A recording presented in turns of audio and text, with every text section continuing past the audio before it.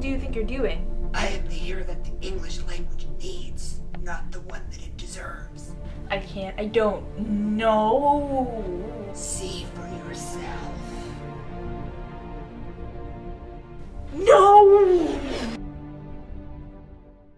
After all these years, I cannot believe it. We were reviewing ttfn? I thought we were done. I thought one was enough. One is never enough, not when bad books are concerned. So you're telling me you've adopted an alternate personality as a coping method, huh?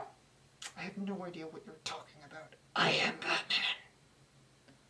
Can I have an alternate personality? Can I be like Catwoman or something? You're trying too hard. Only certain people have the spirit of justice living inside them. Sometimes I hate you. Fine. Back to the review. Our winsome threesome is at it again, but this time they're in their junior year of high school. Zoe has a new job working with Doug, who liked Angela in the first book. Maddie has now fallen in love with a stoner boy and now smokes pot, and they've become friends with benefits. It's Angela's problems that take up the majority of the novel. Angela's father has lost his job and now has to move the family 3,000 miles away to California. Cue the whining, snarking, and bitching. I don't understand teenage girls. Hey, there's nothing, no irony there. I'm Batman. Their separation doesn't even stop them from communicating. They still use that old new age form of communication, IMing. The whole book is told as their MSN conversations. IMing is awesome. I have the Batmobile set up to come when I IM it. Futuristic, right? Sure. Okay, so let's recap. Angela is friendship Barbie, Maddie is the rebel, and Zoe is still a good girl and a prude. God help you if you mention the V word around her. Vigilante? Vagina. But this crap's about to get confusing, so let's examine each girl's story arc. Divide and conquer. Zoe has never had a boyfriend before, so that means she spends most of the book trying to get over her sexual inhibitions with Doug, without becoming a slut like Maddie. On the annoying scale, she rates about a stubbed toe. Moving on. Maddie becomes friends with benefits with Chive, who is unwilling to leave his current girlfriend to be with Maddie. At the same time, Maddie also takes up smoking pot. These drug problems have to stop. First pot, then the world.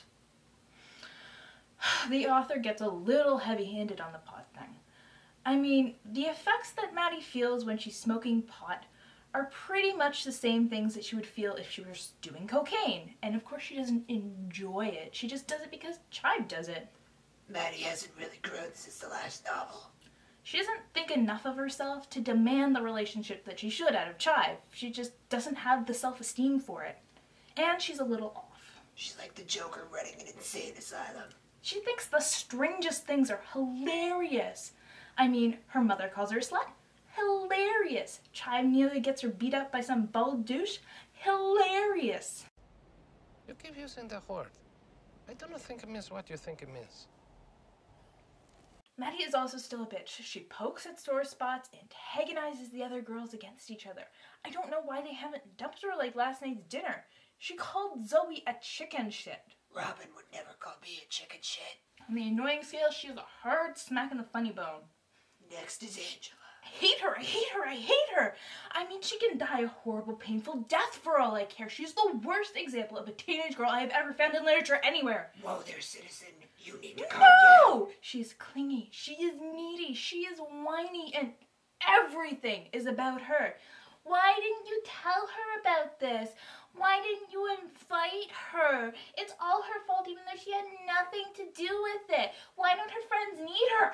I want her to die! Calm down, citizen! Angela is forced to move to California. It would be a tough situation for anyone. It would majorly suck. But we now have to hear about this sucky situation from the biggest drama queen in the history of literature. Let's not forget she has no real personality outside of her friends. She is unhealthily obsessed with her friends in the same way a lot of characters get obsessed with their boyfriends or their jobs as butt-kicking crime fighters. Don't forget about Glendy. Glendy is the daughter of Angela's father's new boss in California. She's not very popular, so she really wants to be friends with Angela. If you go by what Angela says about Glendy, though, she's the biggest nerd on the face of the planet. But if you filter out Angela's self-obsessed narcissism, Glendy's worst crime is wearing a vest and childhood nostalgia. Glendy tries to befriend Angela, even looking past her extreme bitchiness. She's practically a saint.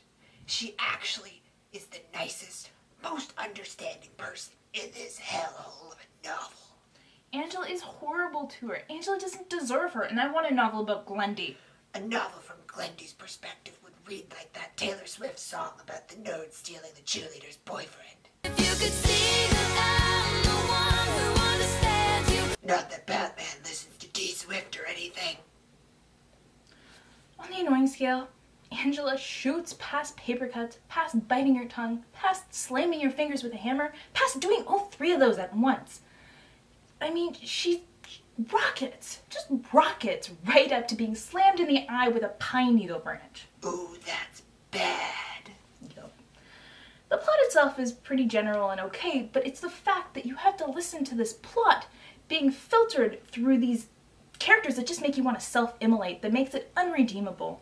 And plus, if you want to listen to these girls' advice on, let's say, sexuality or boy troubles, or just generally what to do in a crisis, you're going to have a bad time. They constantly undermine their views on sexuality. 1 minute, it's okay to be a sexually liberated female. And then the next minute, you're a slutty slut, slut, slut. It just goes back and forth and back and forth and back and forth until you get a bad headache. And if you don't fit yourself into a narrow, mainstream little box, God help you. Because you're just not worth anyone's time if you're not some pretty little rich kid. And God help you if you have interests that are uncool. What we're trying to say here is that What we're trying to say here is that this book is trying to be progressive and give the reader something that they can relate to. But between the stupid values and the heavy-handedness, I don't know what I'm supposed to take away from it. And there's one more. One more! Do you realize what this calls for? No. Batman!